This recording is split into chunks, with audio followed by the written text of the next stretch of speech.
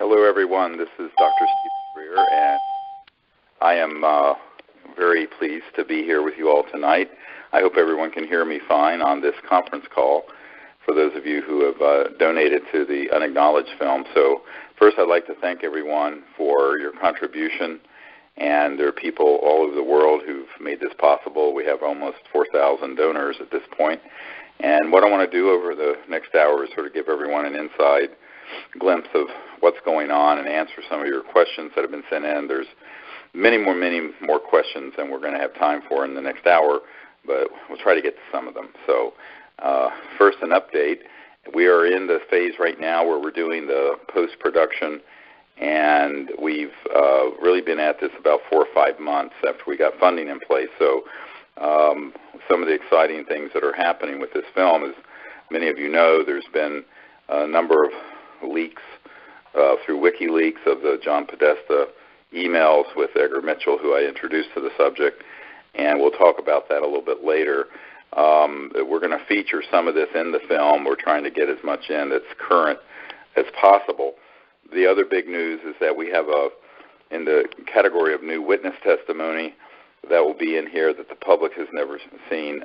There's an Air Force Office of Special Investigations, Lieutenant Colonel, who was at Kirtland Air Force Base, and we did a 3-hour interview with him in Albuquerque, New Mexico, in this production phase of the film this summer. And during that interview, I was able to get him to admit to not only the government's involvement in keeping these projects secret in counterintelligence programs, but that he and others in his department had provided cash payments to people in the media to get them to alter stories, stop stories, give him intelligence, etc. And this included national media. So he confirms what we've been saying for years, and that is the corruption of the military-industrial complex with the mainstream media, and the reason the subject has been able to be kept secret is the cooperation of the media. And this is from a guy who's going to be a name, rank, and serial number, and whose credentials are very well established. So that's one data point. We have another witness who is a constitutional attorney who is involved with the Iran-Contra issue, the Pentagon Papers and the New York Times, and also the Silkwood case. And in an interview that I had done with him, he talks about that he was briefed on the fact that there were 43 at that time, this was many years ago in 1990, people in the intelligence community who were on the payroll of the 10 largest media corporations in the world, and they represented the intelligence community to alter stories, to stop stories, etc. And so this is going to be, corroborating points with this Air Force intelligence, counterintelligence official, and the two of them do not know each other but corroborate that point. The other critical point, data point, that the Air Force intelligence officer provides is that he confirms that there is a false flag operation dealing with the UFO issue to hoax a threat from outer space. And he backs out of his commentary very quickly, and we capture this on camera, where he says that's still extremely secret, very top secret, and did not want to go into any details. But of course, we know from Werner von Braun's statement to Carol Rosin that they were going to hoax events, and have been for 60 years, to create a situation where people would be afraid of things from outer space to justify the militarization of space and to be able to convince the public there was a threat when there is none. The other important thing he confirms is the military and intelligence community and counterintelligence community involvement directly in hoaxing abductions and being involved in abducting humans to make it look like it was being done by ETs. And he confirms this, and of course, this is something we've known for many, many years, but have never been able to get a military official to go on the record, and he is going on the record with that information, which is explosive. So those are just sort of some of the things that are going to be covered in the film. Naturally, what everyone needs to understand with this movie, Unacknowledged, is that this is not being made for the UFO or conspiracy subcultures. It's being made for the general public. So we're having to take people from zero or close to zero in their knowledge base all the way up to this level of understanding how the intelligence community works, how unacknowledged special access projects work, who's behind it, what the agenda of the secrecy is, et cetera, and so on. It's a very tall order to do in an hour and 45 minutes or 2 hours in a feature film, but that's the task at hand. The other big challenge has been going through the thousands of government documents we have and the literally hundreds of hours of military and government officials' testimony and getting the best ones out of all that material to fit into less than a 2-hour film.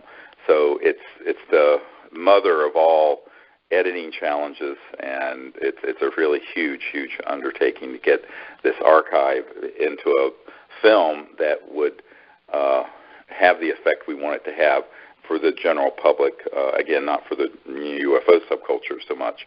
So that's really what the big task has been over the last 5 months or so, and we're getting it probably towards the finish line in the next, we estimate, 2 months or so. We're hoping that by the first week of December, we will have all the bells and whistles done, the music score, the technical work that has to be done completed. We have a very good post-production house working with the filmmaker and with me to do that, and that's very exciting. I've also just gotten a draft of the movie poster.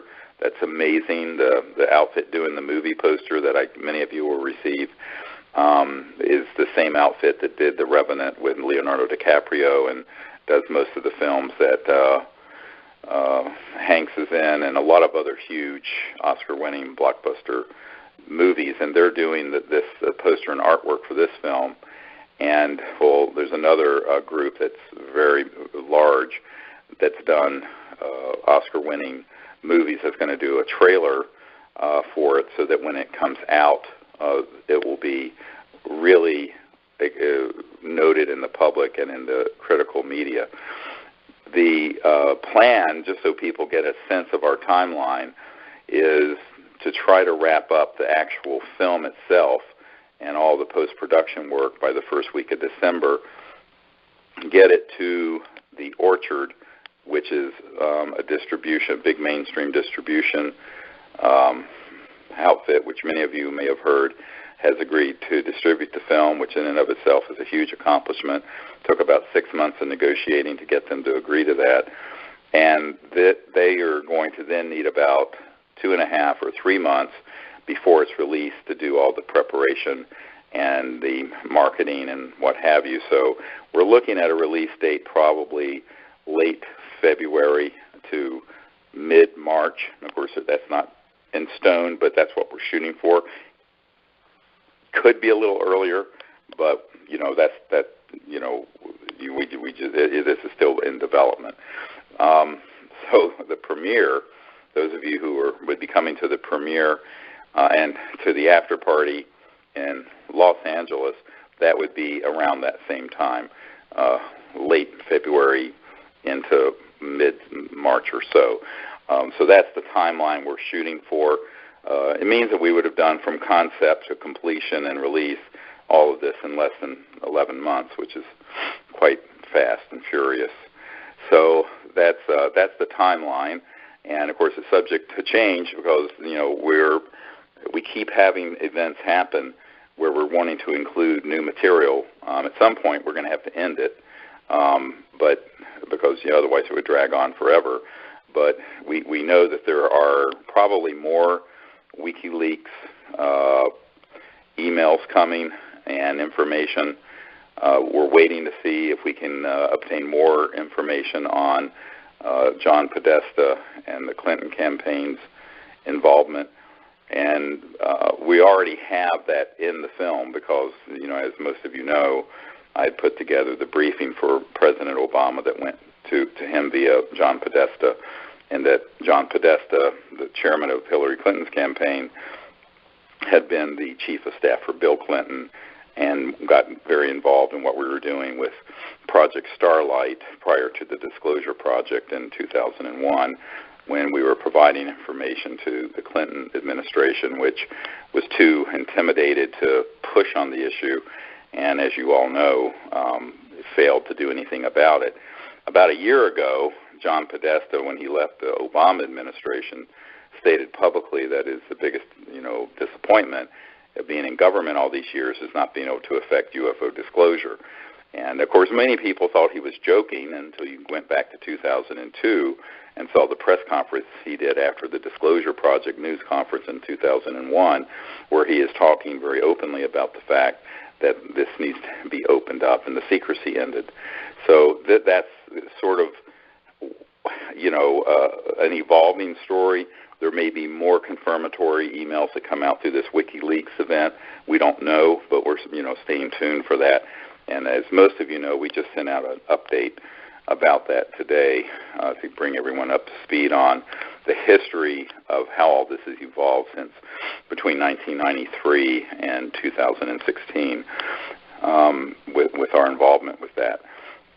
And that's the other thing that is very exciting that's happening is that the distributor is going to engage or has already engaged a big PR firm, and they when they announced that they had acquired the distribution of the film, The Orchard, that story was covered in a lot of mainstream media and websites, as well as in the Hollywood Reporter and elsewhere. So we're hoping that over the next 3 months or so, as the film gets to completion and we begin to have a target date for its release, we'll do more of that, because our objective is to educate the public on the fundamental truth that we're not alone in the universe, that we're being visited, that there are unacknowledged special access projects being run illegally, and that that there is a deep agenda that's been going on since the 50s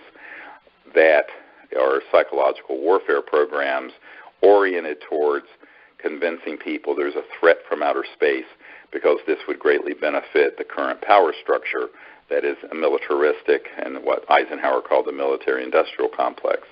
And now that we have data points and whistleblower testimony admitting on the record that we are hoaxing a lot of the events that the UFO community thinks is ET, and it's man-made, which of course I've been saying for over 20 years, I think this is going to really become a bombshell as people begin to realize that this is being admitted to by a government official who had personal direct knowledge of it.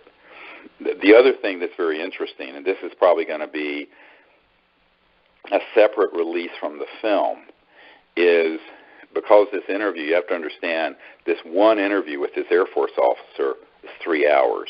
And it was 3 hours chock full of jaw-dropping, amazing information. We're probably going to have a special feature that will be just that interview, because it's frankly, you can only put, a talking head of one person for so many minutes in a feature film without, frankly, putting the general public to sleep, which you don't want to do. You want to have something that's fast-moving and diverse. But there's so much information in that interview that what our plan is as soon as this film is finished, to be able to do a special feature that can be released around the time after the film is released, very quickly, that would have the complete, unabridged interview with this Air Force intelligence officer. And, of course, there's some other material that's in the film that from our existing archive and documents, and we're still in the process of, as recently as 2 weeks ago, going around to see if there are any so-called free energy devices that are functioning and haven't been confiscated yet that can be featured in the film. Unfortunately, we have not found any that are currently operational and can be tested. Although, if you get on the internet, it looks like there are thousands of them, but in reality, there aren't. So that's something we're still in pursuit of. Whether or not anything will be identified between now and closure of the full production of this film is to be determined. So that's sort of a quick update on our schedule and some of the things that are breaking with this film. And again, I really appreciate everyone for supporting it. We're going to close the crowdfunding incentive gift program on October 20th. So if you know of anyone who wants to continue to support what we're doing, who wants to receive the incentive gifts, they should do so before October 20th, which of course is in 8 days. And after that, we'll still, certainly welcome people's contributions, but at some point we have to close out the incentive program just so we can begin to fulfill those items as we are with this phone call tonight. The other thing that I'd like for people to understand is that the film has not gotten, we have not licensed the theatrical release yet. So one of the things we're going to do as soon as the film is completed so that it can be put in front of distribution is to look at possibly having it as a theatrical release, meaning in movie theaters. That has not been even begun in terms of putting it in front of people yet. The Orchard is doing the digital and download to own, video on demand, Netflix, those kinds of systems, as opposed to, say, movie theaters. So the movie theater, which is called theatrical release, is still pending. We have some leads to some folks who could possibly help with that. We may do it as a guerrilla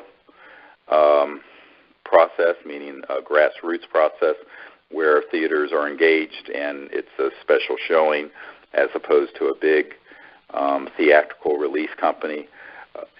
That's all going to be looked at probably between December and January, mid-January, because you really can't get a big theatrical distribution firm involved until the film is pretty much completed and they can see what it's going to look like.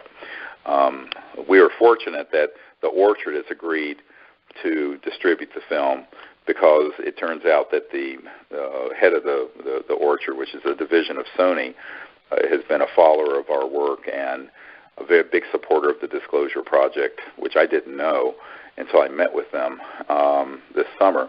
So that's we're really fortunate. Usually an independent film like this cannot get a mainstream big distributor like the Orchard to pick it up, and we were able to do it, and which is the whole point of this exercise, as you all know, is to disclose the facts to the largest possible audience, and that's what our objective is, and this is going to help us do that. So I wanted to get to some of the other points people have asked about.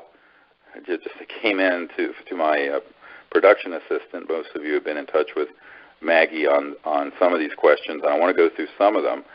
And before I get too far into them, because some of them relate to an event that we're going to be doing in Las Vegas on November 13th. So I want everyone listening to understand there's a special webinar as well as in-person event happening at the UNLV, ironically, where the next presidential debate is happening, but a few weeks later on Sunday, November 13th from 7 p.m. till 10 p.m.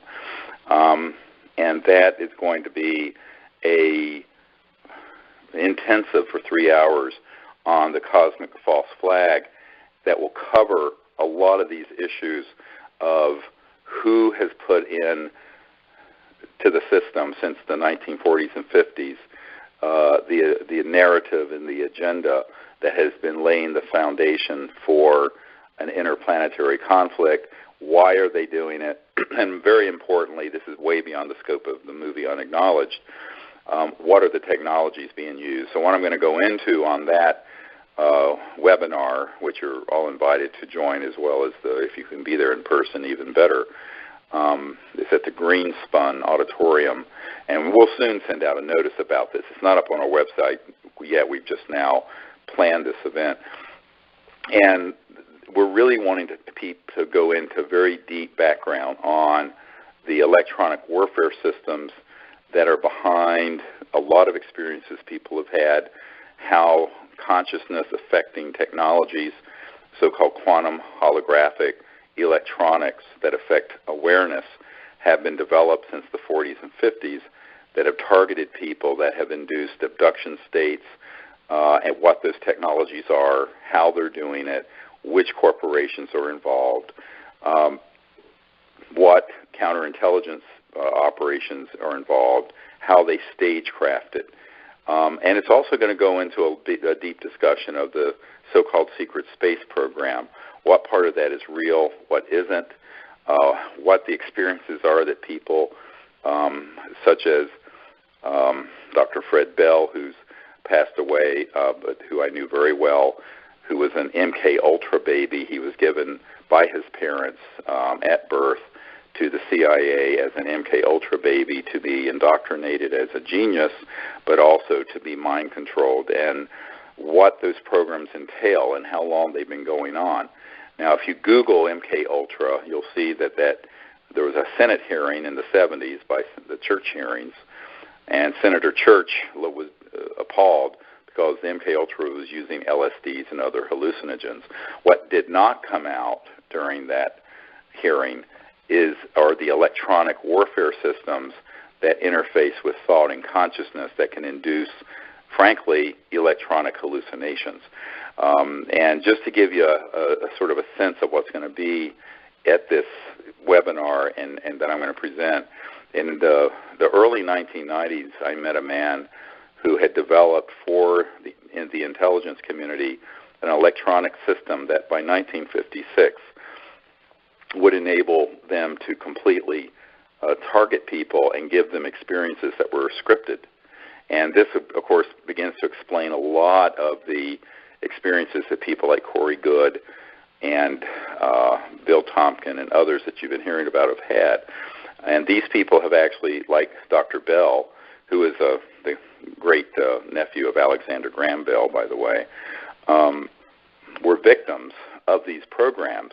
But the programs were designed to create a sort of scripted Armageddon and have people have experiences that they truly believe are real, but that were completely scripted by the intelligence community.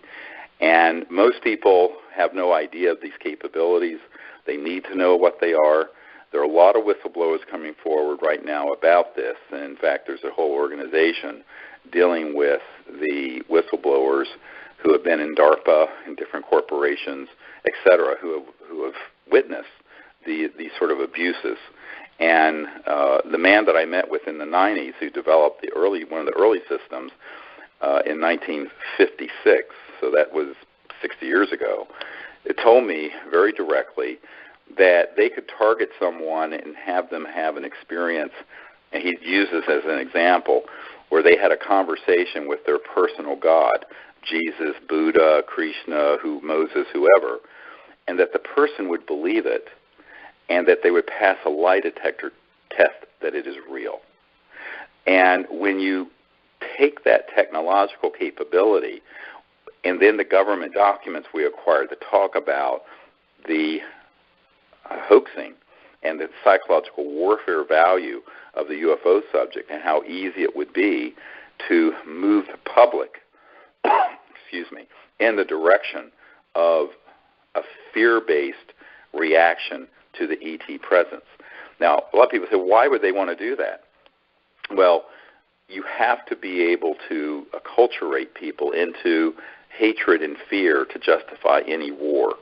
And so something this large, as Wernher von Braun said, they went through this whole period after World War II. The first there would be the Cold War, then there would be nations of concern, and then there'd be global terrorism, which, by the way, we talked about before 9/11, and then there would be the threat from outer space.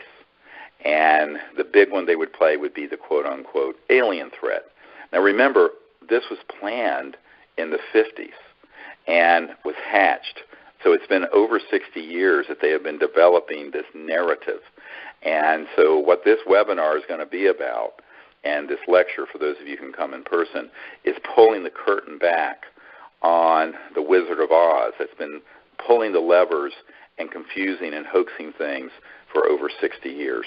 And I think it's very important that this be done, because otherwise, with what's been happening with the WikiLeaks revelations, the fact that you have a major presidential candidate and her chief of staff, John Podesta and Hillary Clinton, talking on television interview shows about the UFO subject.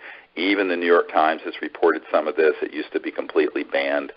I'm concerned that they're actually ramping up the timeline to hoax the big one, something that would be a cosmic 9/11, a sort of cosmic massive false flag operation. And I think it's very important that we get, to the extent we can, a warning out to the public about this and what the agenda is and what the means and methods, as they would say in the intelligence community, are for hoaxing this sort of event. And so that's going to be a very detailed presentation. I hope those of you who can be there in person or join in on the webinar. So in terms of getting to some of these questions, I'd like to, the first one I'm going to take is someone asked, what can we, the American people, do to get Congress, the Senate, members of the armed forces, Vice President, and President to release all UFO, Area 51, and project information to the public and stop the secrecy that's been plaguing America all these years? Well, first of all, by supporting this project, you're doing that.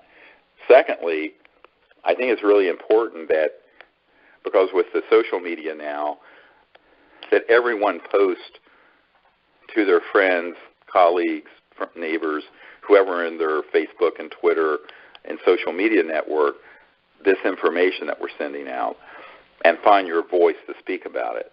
I'm very skeptical that the U.S. Congress or the President, even if they held a hearing, that they would be allowed to have the testimony of the truth tellers be added. They would probably be a dog and pony show. It would sort of be sort of a staged event, like all these committees have been. Now, I think it's important that they have a hearing, but I think people need to be prepared for the fact every time they've had one, it's been hijacked by the intelligence community and turned into a dog and pony show. So the reality of it is, we, the people, are going to have to do the disclosure, and then we hope as this takes momentum, there will be support coming from different governmental circles. But I think that the question betrays a certain assumption, and that is that the Congress and the President would have access to these unacknowledged special access projects, even if they had the courage and the intent to expose them. And what I have found since from 1993 until today is that most of the time, the people who are in key positions in the government and even key positions at the Pentagon who should have access to anything this sensitive do not. And when they try to get access, they're either completely turned aside or threatened. So the question becomes, how do you have the checks and balances required in a democracy? This gets to the whole concept of an ongoing campaign, which we've been engaged with for many, many years, to have whistleblowers come forward from the intelligence community, like this Air Force fellow and the others who have come forward, people who can get us documents, material, information that's credible, and put it in front of the public.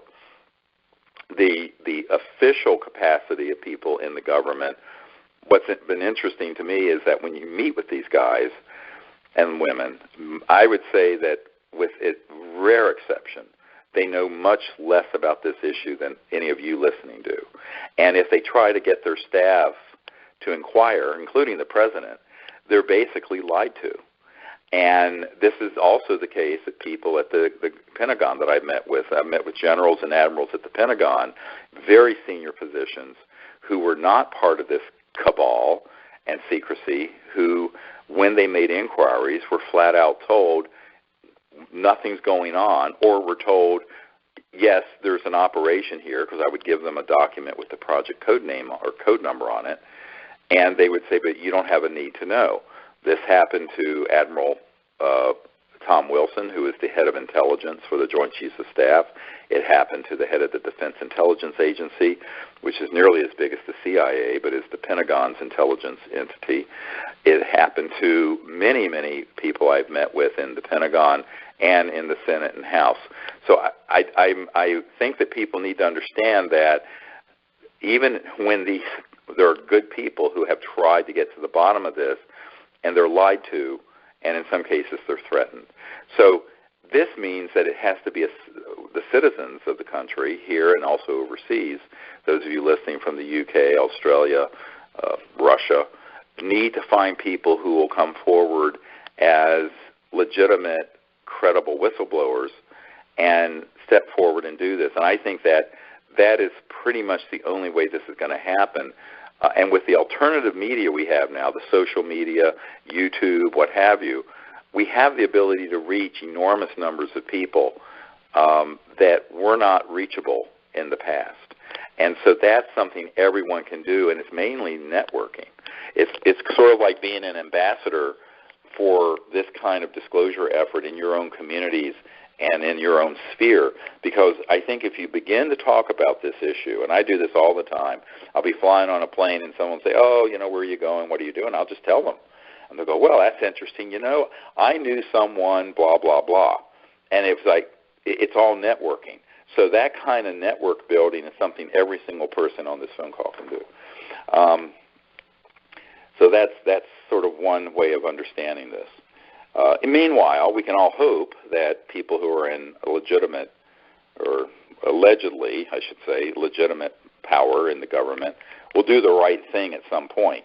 But having witnessed this for 23 years, the foot dragging and the politicians, let's just say I'm not holding my breath. I think it's very important that we continue to do this as an independent activist group of people for disclosure. So the next question is related to what I started to talk about the webinar, and that is, do we have a current secret space program operational near Earth or in deep space using advanced propulsion technologies? Yes, we do. Is it in deep space? That I'm not convinced of. I think, there's a wonderful Red Hot Chili Peppers song, and it says, space is made in a Hollywood basement. It's one of the verses. It's quite funny, actually. And there's a lot of truth to that.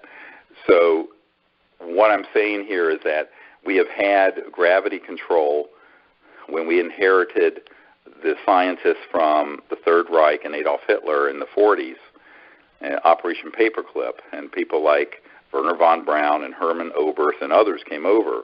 We inherited their state-of-the-art with electronic systems that cause so-called anti-gravity. Those were studied and then development at the time that we downed, it turns out, confirmed now by this Air Force intelligence officer, 3 ET craft near Roswell. Now, that was a deliberate downing using a scalar electromagnetic weapon system that appeared to be in a radar dome, but it wasn't. And the reason they knew they were going to be there is that there had been ET craft observing all the atomic bomb blasts up from 45 through 47.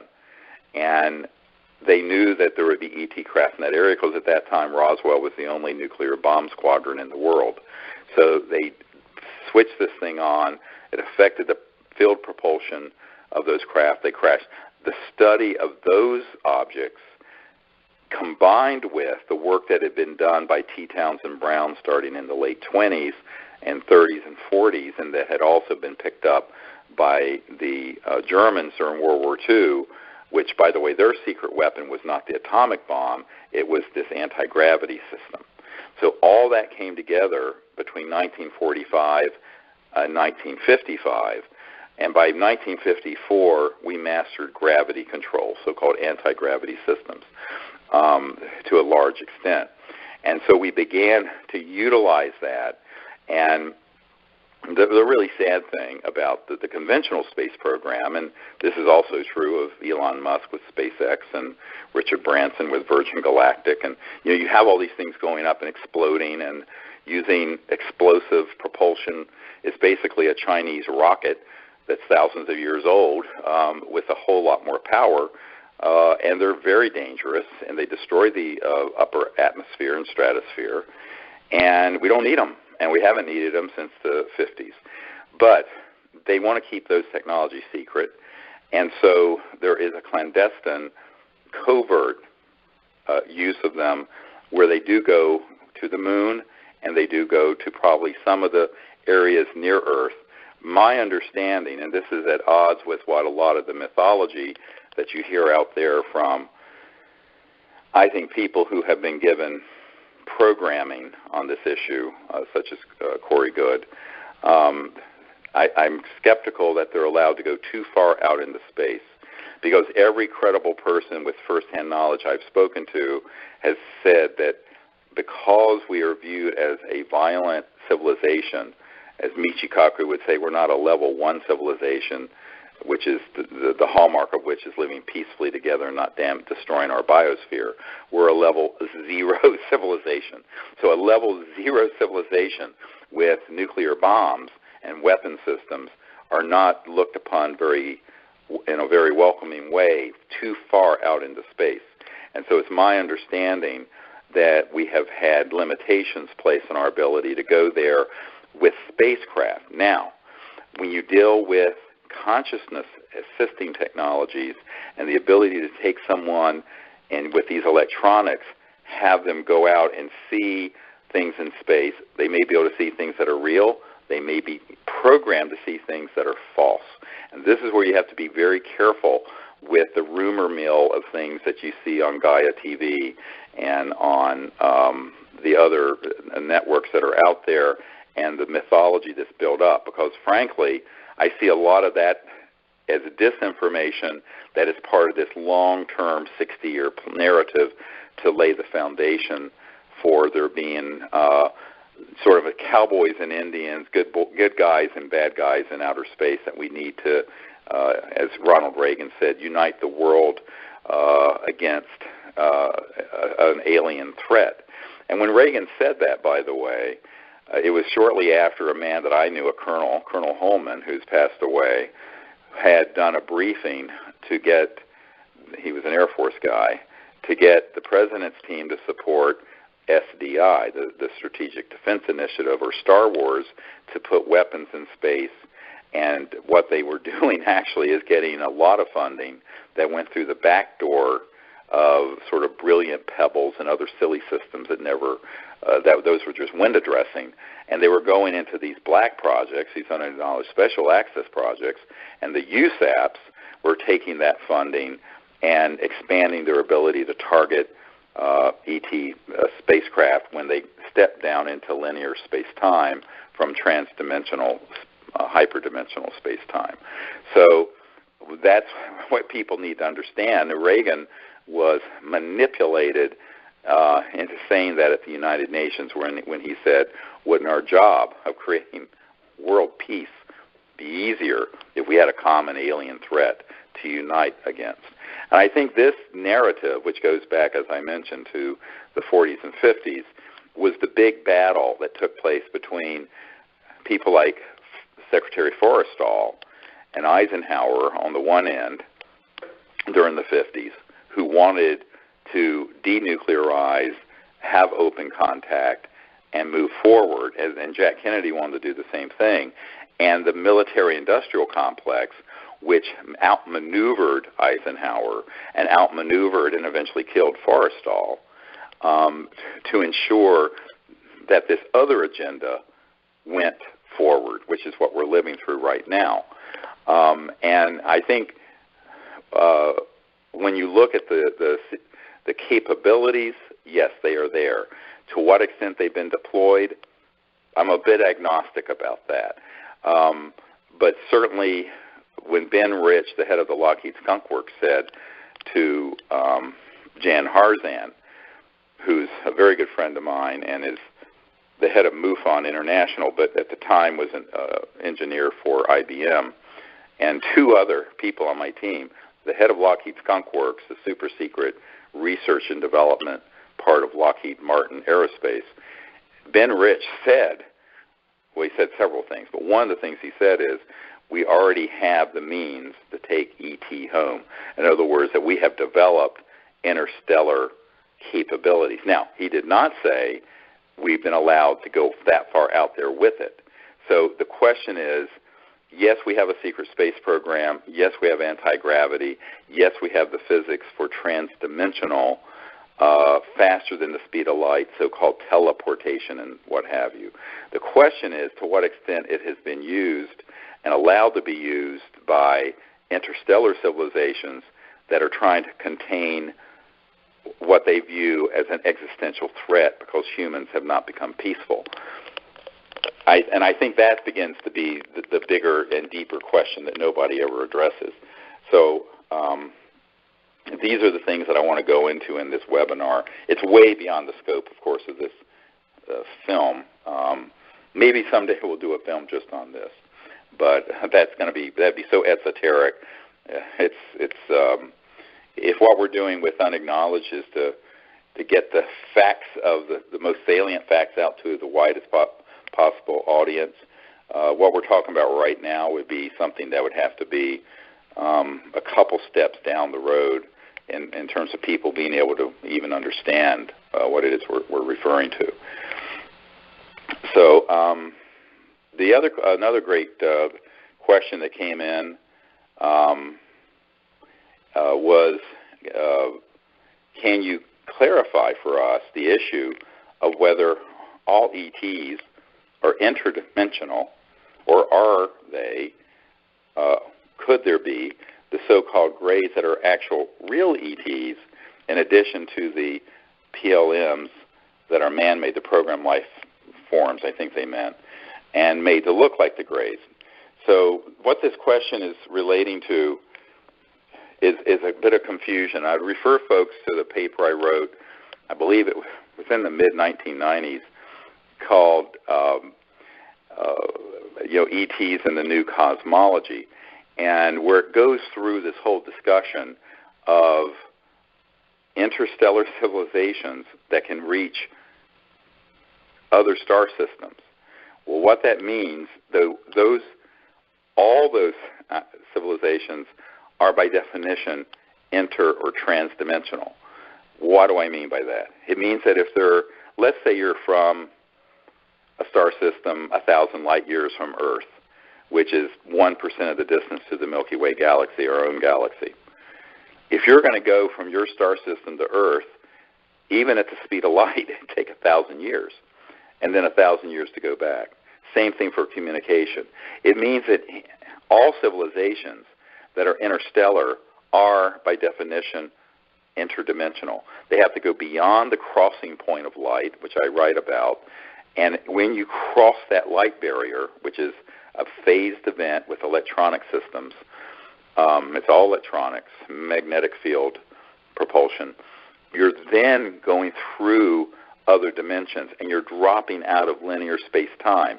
So instead of going in a straight line from 1,000 light years from here to Earth, you're basically dropping out of linear space-time and therefore compressing the travel, quote, time and distance so that you can be here. Now, when you then step down, as it were, into linear space-time around Earth, you're going to come through what's called the crossing point of light back into 3D or 4D if you count time. So all ETs that are here that are interstellar are, and it's all of them, also interdimensional. Now, to make things a little more confusing, people have experiences with interdimensional beings that are not ET. And what am I talking about? You might have an experience with, say, an angelic being, or your dead grandfather, or some poltergeist phenomenon. Well, that's someone in the so-called astral field of energy that can, under certain conditions, press into linear space-time and knock a vase off a table, or touch you on the shoulder. Now, those are intelligent beings that are in another dimension, but they're not from another star system physical planet. So while all extraterrestrial interstellar travel capable civilizations are interdimensional, not all interdimensional beings are extraterrestrial. You see what I'm saying? I mean, this is really a very important point, because there's so much confusion out there about this, because what happens, people will take an external phenomenon, and because the phenomenon is similar to a transdimensional ET, they'll confuse it with ET when it's actually something from another dimension altogether. So the reason I wrote that paper in I know nobody reads anymore, but being the professor here, people do need to read. So that paper is up there on our website, and it's in my first book. But it goes into some detail about this differentiation and the cosmology that involves space-time, interstellar travel, but also these other dimensions and how they're folded within each other, because that's how you reach discernment. Now, the questioner, I don't know who sent the question, was very correct in saying that then could it be that some of these so-called grays are real ETs and some may not be? Yes, because the intelligence community has been taking both the genetic material but also using stagecraft. In fact, this Air Force intelligence officer talked about taking guys who were some special forces, very small men, making them up to look like a gray, putting them on a man-made flying saucer with electronic warfare systems, and I know for a fact other chemicals and hallucinogens, and abducting people. And one example he gave was someone who was in an area of a classified facility where they saw something they shouldn't, and they sent this abduction squad out complete with man-made looking little grays. Now, to the casual person who knows nothing about these counterintelligence capabilities that have been in full development since the 40s and 50s, they would 100% be fooled that it was ET when it was 100% man-made. And this is the crux of the problem, is if we don't have discernment on this, they're going to be able to fool us. And it's sort of like The Who when they wrote, We Won't Be Fooled Again. And they wrote that after, we were fooled into Vietnam and all this stuff. Well, in fact, we have been fooled again. And we keep getting fooled. We were fooled on 9/11. We were fooled with the Iraq situation. And unfortunately, we're about to be fooled on the cosmic flag if we don't wake up and begin to learn what these capabilities are that are man-made that can simulate an ET event.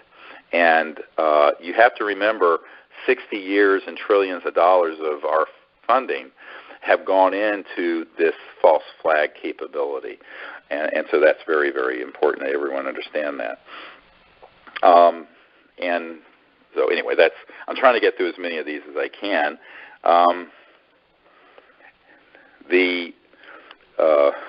Another very good question is, how would you protect inventors in case they approach you with their technology?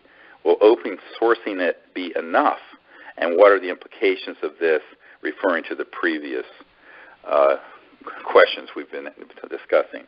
Well, here's the problem. It's not enough just to open source it. You also have to have a massive public profile.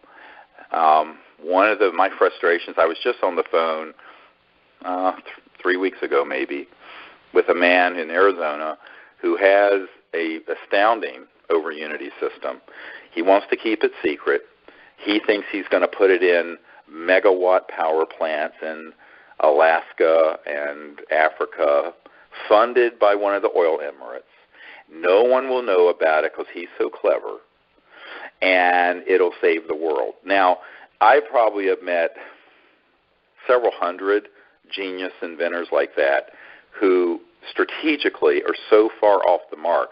And by the way, every single one of them have been either assassinated, bought out, or the plan has failed.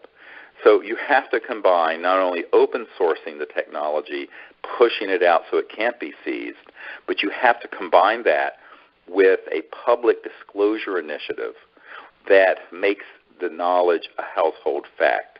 You have to have it streamed on the internet. You have to have Facebook and Twitter and Mark Zuckerberg and everyone else getting behind it. You have to do. So if someone said, here's a device and $100 million to get it from the prototype to something to run your house, I say thank you very much. $20 million can go into R&D. $80 million needs to go into public education disclosure of it and getting at least 2 billion people on the planet aware that it exists. Because if you don't, A, you're a dead man. B, it will be shut down and fall into obscurity. C, it will be absconded, and it'll be the tree. Someone will steal it in the intelligence community, or a big corporation will buy it out, and it will be the tree that fell in the woods that nobody heard. And that is what's been happening for decades. The obscurity around these technologies is their Achilles heel. It's why they're able to successfully shut them down. As all of you know, well, most of you know, back a few years ago, the energy part of our research effort, the Orion Project, was very close to acquiring the Stan Meyer archive. And not only the archive, but the whole warehouse full of operational devices, including not only his water fuel car, but a toroid, donut-shaped object, that was 100% legitimate electromagnetic free energy that had a national security order placed on it in the 80s. Now, it was sitting in this warehouse. There was an engineering group from Michigan that had millions behind them. We only had a couple 100,000. They ended up getting the technology. I said at the time in public interviews that if they don't disclose it publicly and get the public, and I mean 1 billion or 2 people aware of it, they will probably be assassinated. Fast forward 3 or 4 years, I get a hysterical call from a man in the British Isles, Lord, I'm not going to say his name, and he says, look, I was the guy behind that engineering group in Michigan acquiring the Stan Meyer technologies. They've gotten it operational, but now all of their lives are being threatened. Can you help us? I said, well, I will try. And we had a very long talk. And what happened is that these guys were convinced that they could just get rich off this and do it secretively. So what they were going to do was flee the United States and go to an eco-friendly country. Newsflash, you can go to Mars, and these assassins are going to find you. So they did not want to follow my advice. I wrote a 3-page memo of what they needed to do instantly. Massively disclose the technology, have a large press conference, put it out there so it can be open sourced and reproduced at universities and people all over the world, and get it out and get it dispersed. Because if you de-target yourself, you're not going to be the target, because it's spread all over the world. This is what I've done with the Disclosure Project. It's one of the reasons I'm still alive.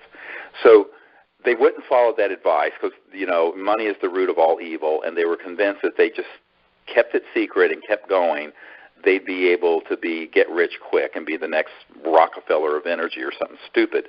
Well, I've had it confirmed to me a few months ago that those guys have all been killed. Now, that is tragic, and I'm quite sure the technologies have vanished, but it doesn't surprise me.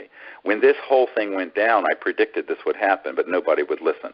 So anyone listening, or if you know anyone who has one of these technologies who think they're going to outsmart the intelligence community and keep it secret, that they need to keep it small, that they're going to hide it in 15 different patents and no one will figure it out, that there are all these sort of crazy ideas, I can tell you every single one of those ideas will fail. The people will not succeed in getting it out. And the proof of it is that these technologies have been invented and disappeared for over 100 years. So the definition of insanity is doing the same thing over and over again, expecting a different result. Now, my frustration is that on a regular basis, every few months, I encounter somebody with an operational technology, or at least so they aver. But however, they refuse to follow the strategic advice, in which case there's really not much you can do about it, because they're going to fall into the same traps all these other inventors have done, going all the way back to the time of Nikola Tesla. So ultimately, you have to open source it, but at the same time, you've got to have it reproduced by credible people, and you need to get folks like Leonardo DiCaprio on your side, who's won his Oscar, and in his Oscar talk said, "I want to help save the environment." Okay, you need to get, and we can do that now. I can say we can do that now. We could, but trying to get the inventors or the investment group that has developed the technology to go along with that strategy, that has been the problem. So I'm hoping at some point someone will listen to our advice. I mean, I'm 25 years into this, meeting with folks all over the world. I have seen these technologies come and go, and they come, they begin to emerge, and then they vanish. The only ones that don't vanish are the ones that are frauds, and I'm not going to mention those on this phone call, but there are a bunch of them out there that are just complete hoaxes. And the legitimate ones are, unfortunately, fatally flawed in their strategic plan. They may have a prototype that works. They don't have a plan to get it out to the world. So that's what we have tried to put together. I continue to meet with people. I'm hoping someday, I was hoping it'd be this year, but it's looking less likely, we'll meet somebody with a legitimate system that can be independently tested, independently reproduced, and that can be massively disclosed and put out open source. We'll see, but no, to the person who asked the question, just open sourcing it would not be enough, because it would sit out there, and again, who would know about it? So you're going to have to engage a lot of high-profile people to get on your side. I just saw a great interview with Bono of U2, and there's a member of my team who's friends with him, and he was talking about his next big push is try to electrify the African sub-Sahara continent. But, of course, they don't have the funds and the ability to do it without this sort of zero-point energy. India has the same problem. It's $1 trillion or more just to get the power plants and the electric wires. But if you had a device that would run every village and house or business, you don't need the transmission lines. You don't need the power plants. So this is something that we need to put together. But ultimately, those kind of people don't want to hear an urban myth. They want to see an operational prototype. So my job has been to try to get someone with an operational prototype that will cooperate with the strategy. And that's a very difficult thing to do, because the strategy is very unconventional.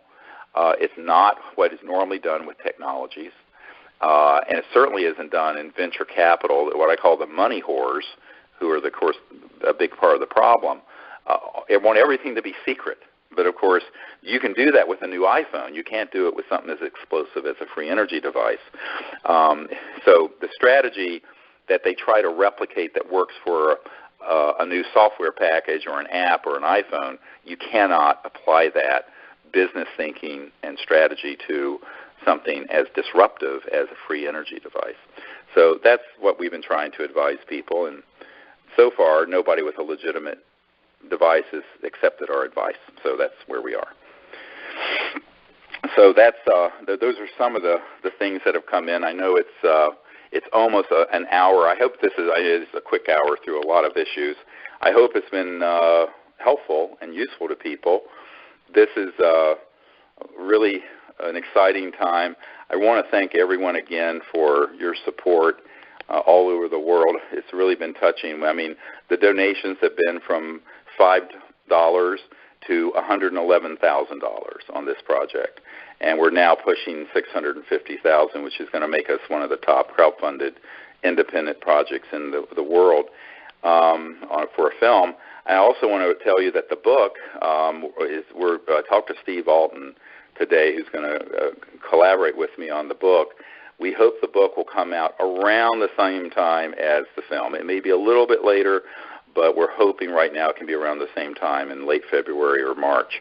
So I'm hoping by the early January we'll have that book completed, and that also is a massive undertaking. I don't talk about it as much as the film, but it's, you're talking thousands of pages of top secret witness transcripts and government documents being boiled down to a 400-page book. I mean, it's an enormous undertaking, but that's another project I'll be working on more heavily as this film begins to get wrapped up. So again, I'd like to wish everyone a good night and thank you for your support. If you want to continue to support us or know people who do, we're going to keep the crowdfunding incentive program going until October 20th. And if those of you who can join me at UNLV on November 13th from 7 to 10 p.m. at the Greenspun Auditorium, I hope to see you there. And you'll soon be getting an email from us about the full details of that, as well as the webinar for those of you who can't be there in person. All right, thank you so much, and have a good night. Bye-bye.